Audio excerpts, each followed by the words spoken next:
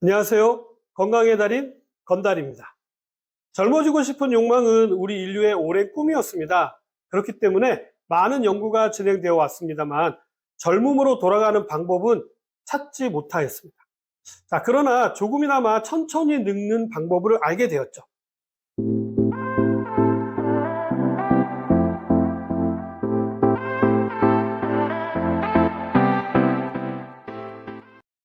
일명 안티에이징으로 알려져 있는 항노화를 이야기하는 것이죠. 이러한 노화를 막기 위해서 엄청난 노력이나 비용을 들이지 않고도요, 젊음을 유지하는 비결이 있는데요. 오늘 저 건달이 생활 속에서 할 수 있는 꿀팁을 알려드리도록 하겠습니다. 가장 먼저, 그리고 중요도에 있어서도 1번이 되는 것이 있는데요. 그건 바로 음식을 드실 때 오래 씹기입니다. 아마 많은 분들께서도 들어보신 이야기이실 텐데요. 대부분은 소화가 잘 되기 위해서 오래 씹어야 한다라는 이야기는 많이들 들어보셨을 겁니다. 그러나 제가 말씀드리고 싶은 부분은요, 다른 곳에 있습니다. 음식을 오래 씹어야만 이가 튼튼해지기 때문입니다. 우리 치아가 오복 중에 하나인 것도 잘 알고 계시죠? 나이가 들어서도요, 본인의 이를 가지고 있는 것이 건강하고 젊게 사실 수 있는 비결이기 때문입니다. 요즘은 40대만 넘어도 임플란트다 뭐다 해서 본인의 이를 가지지 못하시는 분들이 많습니다. 안타까운 일이죠. 그렇기 때문에 최대한 오래 씹는 것이 치아 건강을 위해서도 도움이 됩니다. 오래 씹기의 장점은 이뿐만이 아닙니다. 뇌를 젊게 유지하는 데도 영향을 미치게 되는데요. 이는 치아가 뇌를 자극하기 때문입니다. 본인 치아를 잘 유지하는 것만으로도 치매를 비롯하여서 뇌혈관 질환도 예방하는 데 도움이 되기 때문에 꼭 오래 씹는 습관을 가지는 것이 좋습니다. 두뇌 이야기가 나와서 추가로 좀 말씀을 드리자면요. 두뇌가 젊어져야 진짜 젊어지는 것입니다. 그러기 위해서는요, 매일 조금씩 공부를 놓지 않아야 합니다. 우리 두뇌는요, 정밀한 기계와 같아서요, 쓰지 않고 내버려 두면 점점 더 빨리 낡아진다라고 합니다. 그렇다고 해서 수능 공부를 다시 해야 한다라는 이야기는 아니고요. 공과금과 같은 간단한 계산은 암산으로 한다든가 아니면 자녀나 지인분들의 전화번호를 하나씩 외우는 식으로 머리를 쓰는 습관을 들이는 것이 아주 중요합니다. 일상에서 끝없이 머리를 써야만이 머리가 녹슬는 것을 막을 수가 있기 때문입니다. 아주 좋은 방법으로는 일기를 써보시는 것이 가장 효과가 좋습니다. 하루에 있었던 일을 정리하면서 느낀 점을 기록하는 것이죠. 이렇게 하면요, 정말 젊게 사실 수 있게 됩니다. 다음은 아침에 일어나기 전에 기지개를 켜라입니다. 아침에 침대에서 벌떡 일어나는 습관은 나이가 들면서 근육에도 무리를 주게 되고요. 또 혈관이 갑자기 막히는 치명적인 결과를 낳을 수도 있기 때문에 주의가 필요합니다. 이러한 증상이 나타날 수 있는 이유는요, 잠자는 동안에 혈액과 기의 순환이 잘 이루어지지 않는 상태에서 갑자기 몸을 이렇게 움직이게 되면요, 어지러움증을 느낄 수도 있고요. 또 근육에 혈액이 잘 전달되지 않아서 몸이 말을 잘 듣지 않게 될 뿐만 아니라 심장에도 무리를 주게 되는 행동이기 때문입니다. 아침에 눈을 뜨시면요, 충분히 기지개를 켜시면 기혈순환에도 도움이 되고요. 또 스트레칭의 효과도 누릴 수가 있어서 건강을 유지하는 데 도움이 됩니다. 의외로 화장실 낙상 다음으로 많은 것이요, 침대에서 내려오면서 낙상을 당하는 것입니다. 그런 의미에서도요, 기지개를 충분히 켜고 침대에서 내려오시는 행동은 아주 중요하다고 할 수 있겠죠. 다음으로는 젊음을 유지하는 데 개인적으로 정말 중요하다고 생각하는 부분이 바로 오침입니다. 낮잠이죠. 저는 잠을 자야 하는 이유를 회복이라고 이야기합니다. 잠을 잘 때 진정한 회복이 일어나기 때문인데요. 졸립다라고 하는 것은 피곤하다라는 의미이고 회복이 필요하다라는 신호입니다. 그렇기 때문에 낮에 잠깐 주무시는 것은 피로는 물론 우리 몸을 회복하는 아주 중요한 시간이라고 생각합니다. 특히 우리나라 학생들에게 오침은요, 생명과도 같은 시간이 되는 것입니다. 이 낮잠에 대한 연구가 다양하게 있었는데요.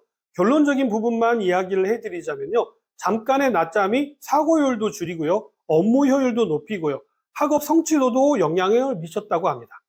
그만큼 낮잠이 우리 몸을 회복시켰다라는 증거가 되는 것이죠. 물론 너무 늘어지게 주무시는 낮잠은 밤잠에도 영향을 미치고 사람을 나태하게 만들어서 노화를 촉진하는 경우가 될 수가 있으니까 주의가 필요한 부분입니다. 다음으로 젊어지기 위한 생활 습관은요, 변비를 해결하라입니다. 변비는요, 장내에서 많은 독소를 만들어내기 때문에 노화를 촉진하게 됩니다.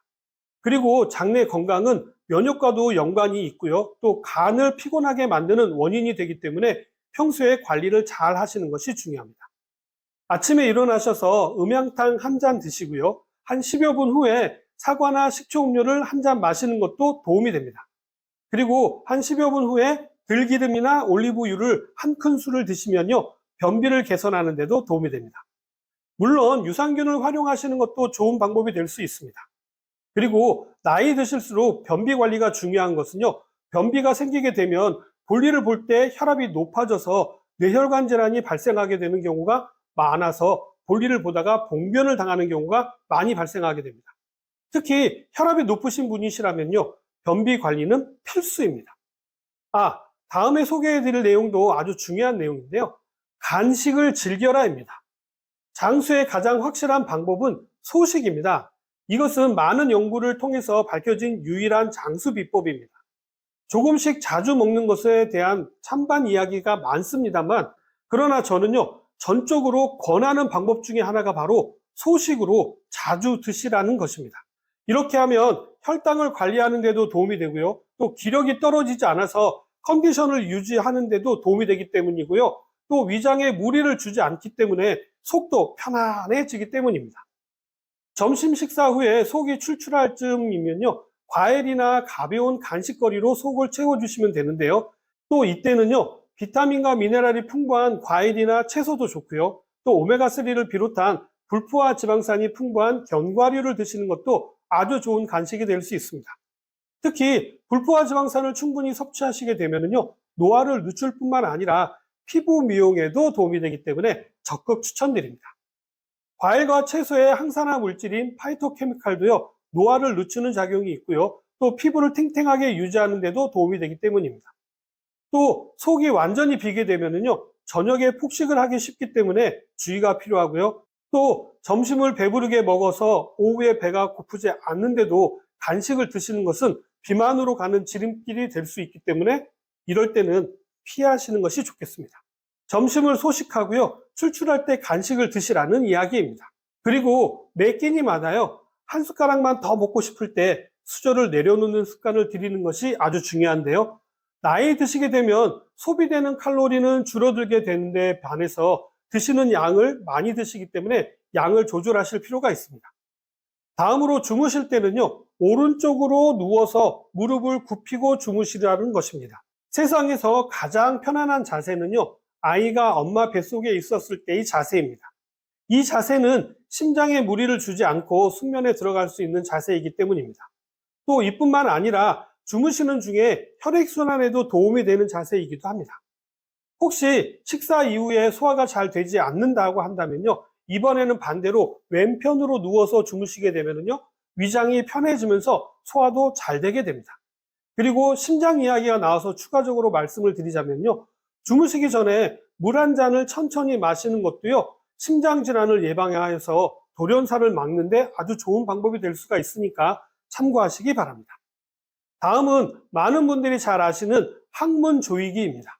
사실 정확히는 회음부를 조이는 것이 정확한 방법입니다만, 회음부를 어떻게 조이는지 모르기 때문에 항문의 괄약근을 조이라고 표현하는 것이죠. 자, 이렇게 해도 비슷한 효과가 있기 때문이죠. 사람이 죽게 되면은요, 동공도 풀리게 되고요, 항문도 풀린다라고 하잖아요. 이곳에 힘이 잘 들어가고 있다라는 것은 그만큼 아직 죽음과는 멀리 떨어져 있다라는 증거가 되기 때문입니다. 이 운동은 요실금을 예방하는 데도 도움이 되고요, 또 전립선 비대증을 막는 데도 도움이 되는 아주 좋은 회춘 운동입니다. 이와 함께 하면 좋은 회춘 운동이 또 있는데요, 그것은 바로 발 뒤꿈치를 들어 올리기입니다. 일명 까치발이라고도 하죠. 이 운동은 하체를 튼튼하게 해줄 뿐만 아니라 다리 쪽으로 내려오는 혈액을 심장으로 돌려보내는 데도 도움이 되는 좋은 운동이기 때문에 나이가 드실수록 더 열심히 하시면 도움이 되는 운동입니다. 자, 이러한 운동은 아무 때나 언제든지 돈 들이지 않고도 할 수 있는 운동이기 때문에 수시로 하시기 바랍니다. 따로 시간을 내서 하시라고 하면 대부분 귀찮고 또 잊어버려서 하지 않는 경우가 많은데요. 나이 드실수록 운동 시간을 따로 내지 마시고요. 규칙을 정해서 생활 속에서 운동을 하는 루틴을 만드셔야 합니다. 엘리베이터나 에스컬레이터를 타시게 되면요, 손잡이를 잡고 뒤꿈치를 들어 올리기 운동을 하신다거나, 아니면 차나 지하철을 타시게 되면 항문 조이기 운동을 하신다거나, 이런 식으로 생활 속에서 자신만의 루틴을 만들면요, 쉽게 운동을 하실 수 있게 됩니다. 오늘은 젊게 사는 비결에 대해서 말씀을 드렸는데 어떻게 좀 도움이 되셨나요? 저는 다음에 더 도움이 될 만한 내용을 가지고 다시 찾아뵙도록 하겠습니다. 감사합니다.